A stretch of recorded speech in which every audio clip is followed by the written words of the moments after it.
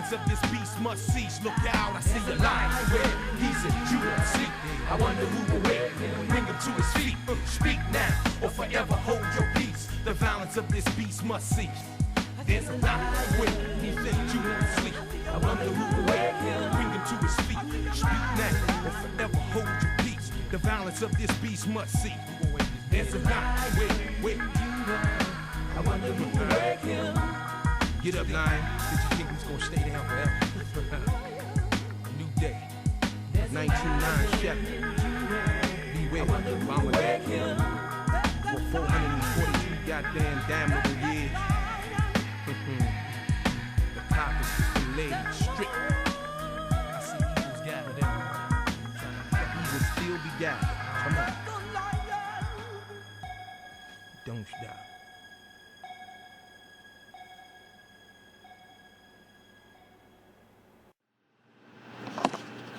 Hello? Hey, this is Daphne. Okay, Daphne Black, correct? Daphne Maysblack. What's that middle name? My name is Daphne Maysblack. Maysblack is my last name. Maysblack, okay. Okay, before we get started with this interview, first of all, I want to thank you for having enough fertilizer in your brain to care about somebody outside of yourself. Let me do a prelude before I let you have this this mic. I heard about you through a video that somebody forwarded to me on Facebook. And after watching it, my beautiful sister, I was so impressed with it until I shared it. And I also took it and clipped it with one of my personal videos. And my videos, I don't get paid for any video that I've ever done. I don't get paid for them. I don't do that. I respect the people that I interview, and I respect you today because of what you was trying to do, and you did it quite well. In the video that I saw, I also noticed other social media people, just like myself, used your video, and I will assure you tonight that the video that this video that I'm putting together now, between the two of us, will only be used to help educate the people. And so, with that being said, my beautiful sister, I want to say to you, you're not a civil rights person, are you? Excuse me? You're not a civil rights activist, right? No, I'm not. Okay. And what you are doing is that something just happened concerning this coronavirus, and it did something to you that you feel you have something to contribute to the black community, to the United States, as well as to the president, because you did speak about President Trump, and I agree with what you said. So with me doing this as a prelude into what I hope us to cover for the next 15 minutes or 30 minutes, I would like for you to start out by letting me know something about yourself. Now, I am the Get To Free Press.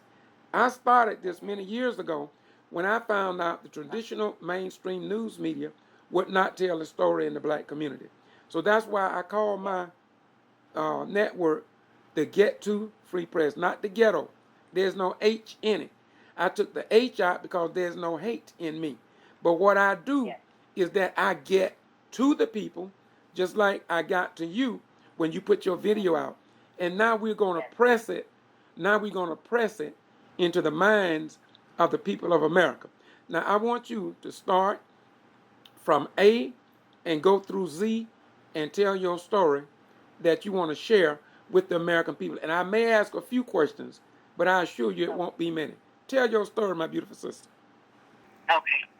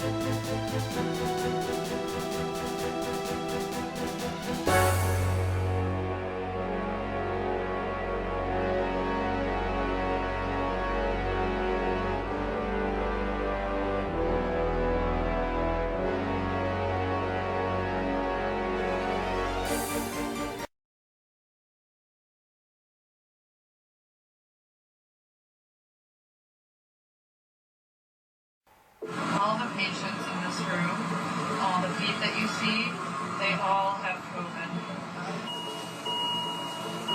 The frustrating thing about all of this is it really just feels like it's too little too late. Like we knew it was coming.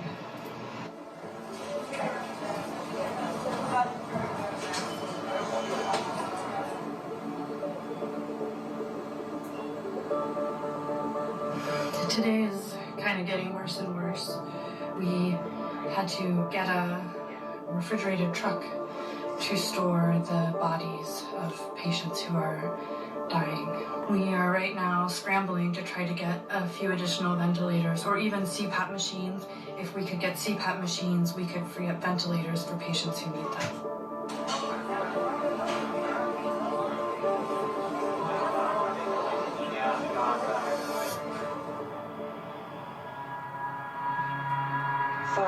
Five ventilators. Oh my God.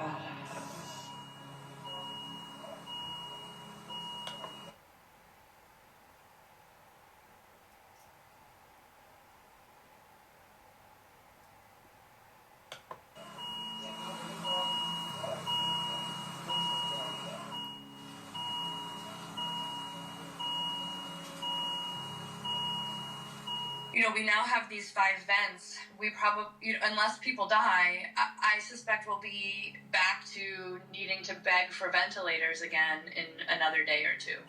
There's a mythical 100 vents out there, which we haven't seen.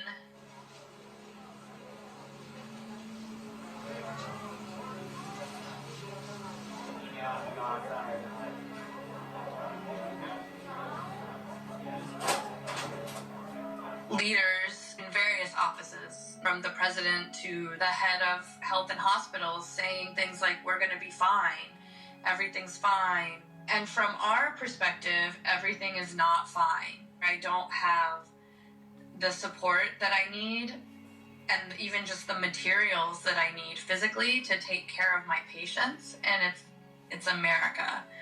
And we're supposed to be a first world country. On a regular day, my emergency department's volume is pretty high. It's about 200 people a day. Now we're seeing 400 or more people a day. At first, we were trying to isolate patients with cough and fever and be more careful around them, but we weren't necessarily being extra careful around all the other patients. And then we started to realize that patients who were coming in with no fever but abdominal pain actually had findings on their x-rays and chest CTs that were consistent with this coronavirus, COVID-19.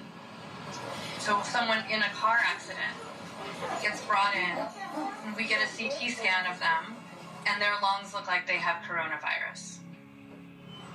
We were seeing a lot of patients who probably had COVID, but we didn't realize. 10 residents and also many of our nurses and a few of the attending physicians got sick. The anxiety of this situation is really overwhelming. All of the doctors, it's hard for us to get tested even if we want to, even if we have symptoms. We're exposed over and over again. We don't have the protective equipment that we should have. I put on one N95 mask in the morning. I need to have that N95 mask on for every patient I see. I don't take it off all day. The N95 mask I wore today is also the N95 mask I wore on Friday. We're always worried that we'll be out of N95 masks.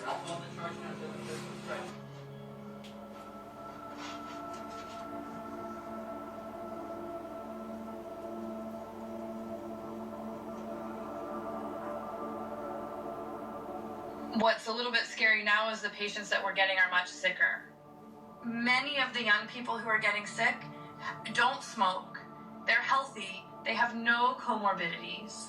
They're just young, regular people between the ages of 30 and 50 who you would not expect to get this sick.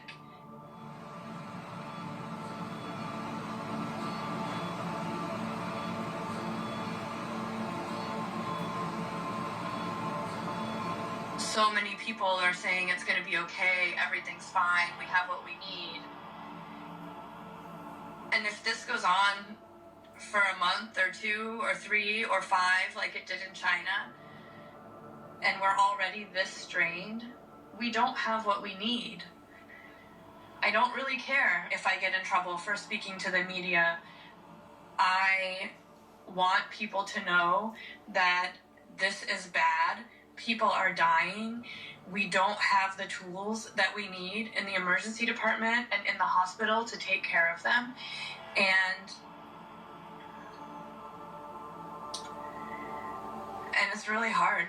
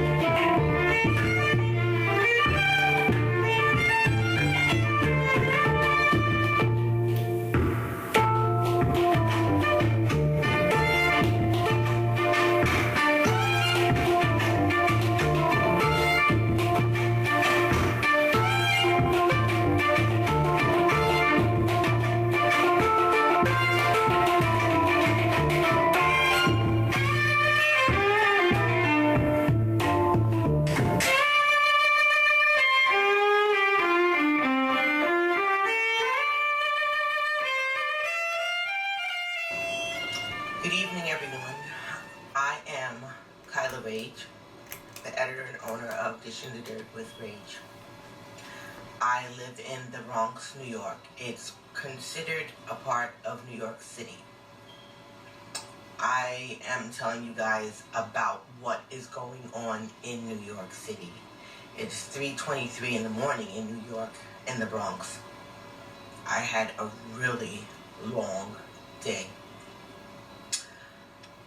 We are suffering from the rampage of the coronavirus in New York City. This virus is real. This virus is killing everyone. There is no age limit. Regardless to what they say, 80-something and over are not just dying. 50 and over are not just dying. 20 and something are not just dying. Today, I lost my sister to the coronavirus. But let me tell you how it happened. My sister went to New York Presbyterian Hospital in Manhattan. First, they told her she had bronchitis and not the coronavirus. She went back again. Then they told her she had pneumonia and not the coronavirus. They still didn't test. Then they told her she had the flu and not the coronavirus. It wasn't until she was put on a ventilator and unconscious that they decided to test her, and she died. Why do the rich, the famous, the ball players, the rappers, why do they all have access to the test for the coronavirus? And us people who are working and who aren't rich and who aren't famous, why don't we have access to the test? After my sister died, I had to take her 11-year-old daughter to Montefiore Hospital on 210th Street in the Bronx after she was paraded from Manhattan and has been around her daughter, or her mother, excuse me, for all those days while her mother died from the coronavirus, I had to bring her from Manhattan on the subway to the Bronx.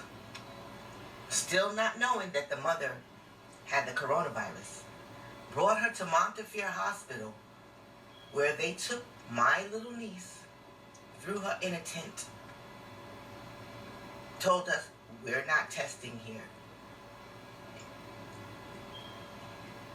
Threw her in a tent, a cold tent outside, because it's cold in New York now. Threw her in a tent, tested her vitals, then told me to take her back home. In my house are my 4 teenage daughters, my husband, who's in heart failure. He's 50-something years old. So she couldn't quarantine here. She had to go quarantine with her brother, his wife, and their, 3 kids?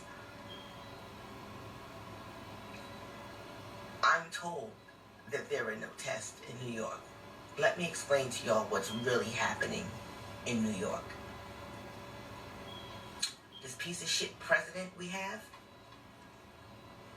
has 20,000 ventilators that he is not letting go. We need the ventilators, Mr. President. He is not letting them go because he is saving these ventilators for him and his rich people and people who have money, the politicians. That is why President Trump is not releasing the 20,000 ventilators to New York. Call it what it is. We mean nothing. The color of my skin means nothing. The only thing that means something during this pandemic is money. President Trump will not release the 20,000 ventilators because we mean nothing. He is holding them for his people. How about that? The reason why we're dying in New York is because they are not doing what they're saying on TV. They are lying to everybody. They are lying to this country. They are lying to the world. They are not doing enough for this pandemic. It's like they want it to spread. How the hell? I called New York City Health and Hospitals, and the only response I got from them was, we are not testing for the coronavirus when you have people dying. Literally dying. How can you tell me that? The numbers are rising, and you're telling me that you're not testing. You can't get your hands on a test, but these NBA ball players don't even have to get out of bed to get their hands on a test. I'm angry. My sister died yesterday for no reason. Because New York City Presbyterian Hospital on 160-something Street in Manhattan kept telling her that she did not have the virus when she did. It wasn't until, matter of fact, I'm going to put a timeline on it. She was sick for a week and a half. About 3 hours before she died, when she was on the ventilator, was when they tested her. How's that? How's that for a pandemic? There's nobody helping us. Nobody cares. Everyone is for self. That's what's going on. That is the truth. That is the truth of what's going on. Go to a New York City hospital and ask for a test. Someone like me. Or someone that really is not a millionaire or something. What society considers not to be, of substance. Because I know I'm of substance, but it's just the way this world is. Everyone is blind. Everyone acts like they don't understand what's going on.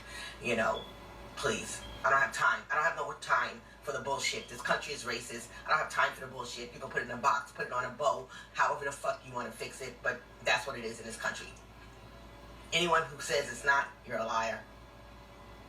Please. I'm the black bitch that was thrown off of a white beach. I have the same people approaching me, smiling in my face. Don't play with me. This country is one of racism and status. This is not the greatest country in the world. All of us on this planet fall short. With that mentality, that is the reason why we are dying in New York, dying all around the world. Because no one truly has their heart into this pandemic. Tell me something. Tell me something. Tell me that I am wrong. Can anyone watching? I have 5 people watching. 5 people. Is there anything that you have to say? Anything? Tell me that I'm wrong. I don't even know how to work this. Like, this was, you know. But this is what's going on in New York City. Why we can't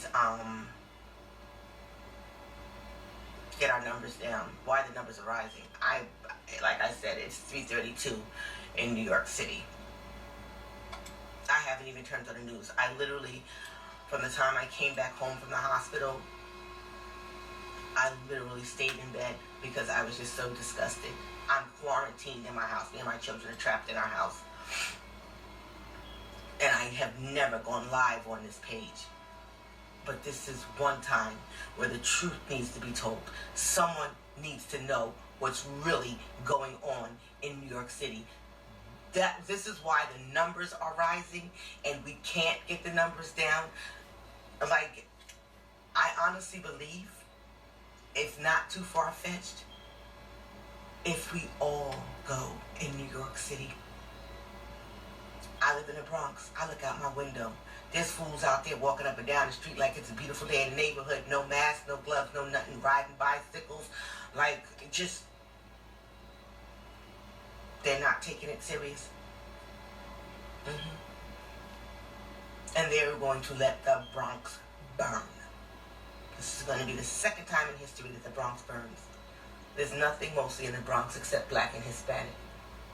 There is no help in the Bronx. They are going to let us burn. Your best bet, get in your house, lock your door. If they come a knocking, don't answer. If they try to open, shoot first, ask questions later. Because there's no help in the Bronx.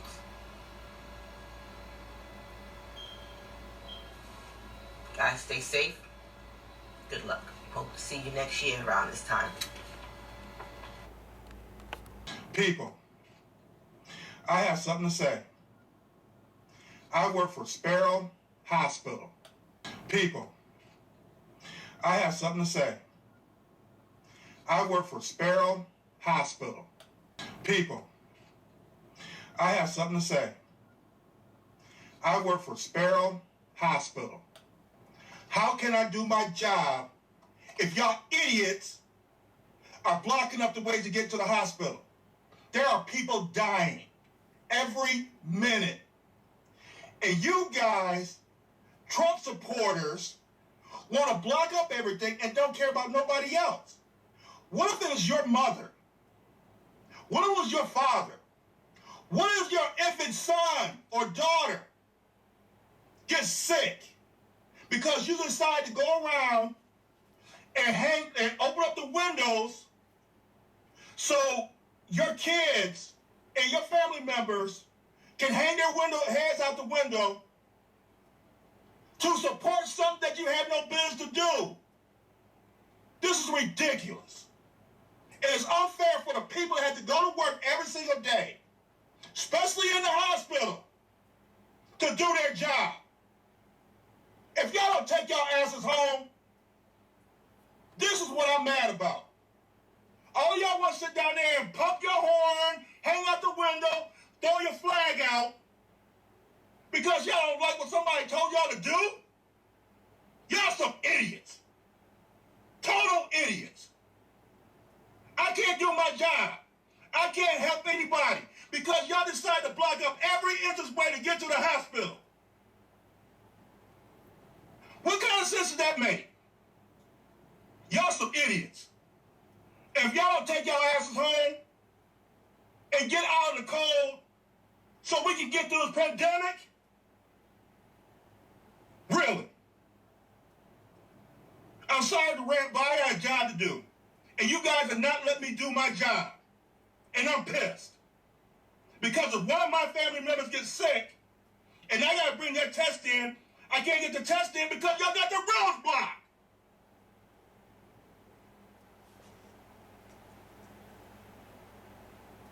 We see a number of American flags, a lot of those red Make America Great Again hats. Are you concerned about this virus? I was in the beginning until I've done my research and found out the realities and the media's overreach on it, and that it's not as serious as they made it out to be. I see you're wearing a mask, so you appear to have some level of concern. Yes, well, I have concern. I have just common courtesy for people. I might be here today, I might be a Republican, but I have common sense. Do you have any concern that this gathering might cause this virus to spread further? Hell yeah. It will a little, but I don't think it's to the extent that they're trying to make it out to be. Again, it's a virus. It's got to spread. Hello everyone, my name is Kyla Rage. I am the owner and editor of Dishing the Dirt with Rage. I'd like to say thank you to everyone for your condolences on the loss of my sister from the coronavirus. I live in New York City. I am in the epicenter. I'm in ground zero of the coronavirus in the United States. All day long I hear the ambulances outside my window and people screaming. I am very afraid. I am very afraid. I feel like I'm living in a real-time episode of the Bird Box or something like that. Guys, take this serious. Stay quarantined. And please maintain social distance. This is a very, very bad time. I am so afraid. I pray to God that I live next year. This is a really bad time. Really, really bad time. Once again, thank you for your condolences. Hello everyone, my name is Kyla Rage. I am the owner and editor of Dishing the Dirt with Rage. I just got back from putting my sister to rest. I don't even know if that's the right words to use. I left the funeral home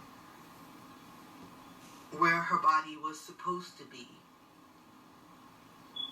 We paid for a funeral home. Her body wasn't there. We were simply told they'll be cremating her body on the 21st. But they took our money for a funeral. And then they tell us, I don't understand what's going on.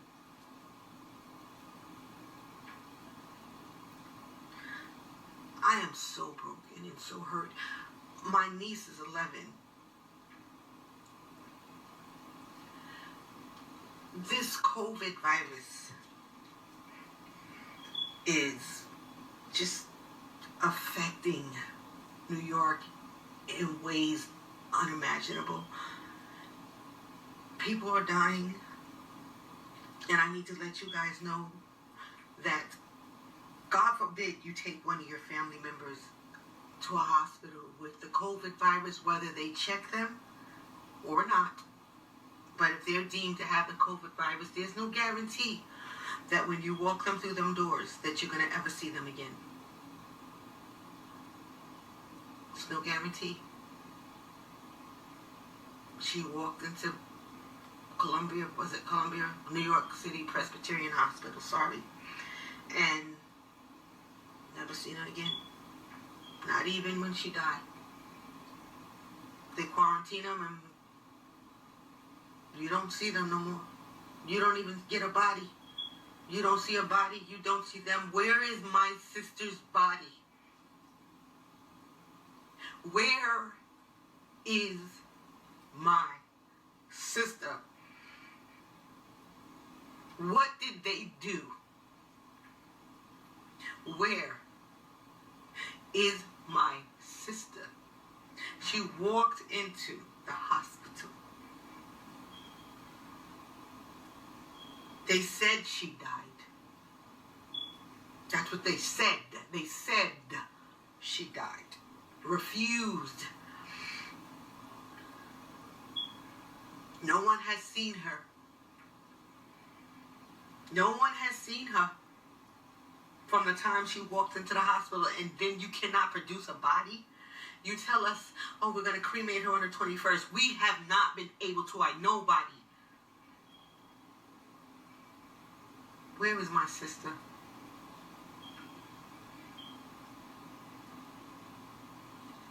I don't like to say this.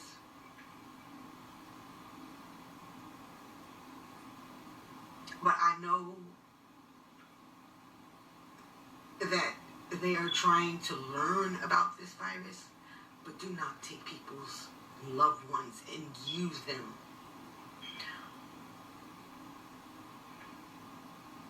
There could be 1,000 things, 1,000 reasons why we have no body.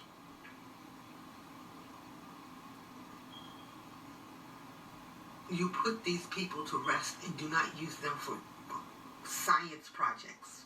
It's the only thing I can think of. There is no guarantee that you are going to get your loved one's body back if they die from the COVID virus or are deemed, because they're not testing everyone. My 11-year-old niece sat there at the funeral home in the corner. 11 changed forever.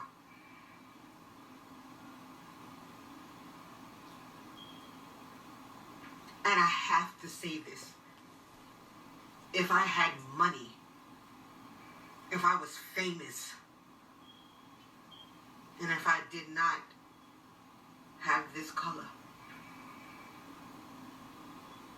we would know all the answers to what we need to know about where my sister is. This was how we sent my sister off. Just us standing alone in a funeral home. Nobody, no sister. Just us standing there trying to comfort my 11-year-old niece. What the hell type of nightmare did I walk into? Nobody's saying nothing though. People are letting this happen. This is happening to us. This is happening, black people. I have to say this. This is happening to us. They are taking our family members. This is happening to us. And nobody is saying nothing. Everybody is for themselves.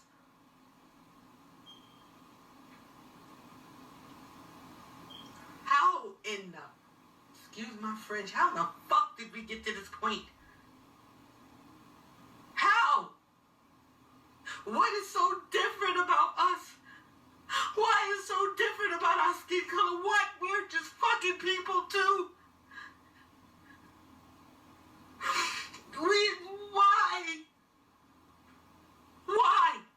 Why do they hate us? Why? Why? Why do they just treat us like we don't mind, we don't matter? Why? Where the fuck is my sister? What the fuck is going on? I feel like I woke up in a fucking nightmare.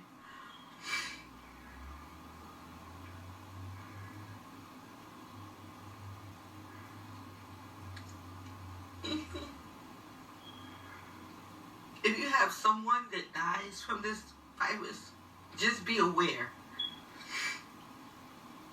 Don't be surprised if you don't get the body.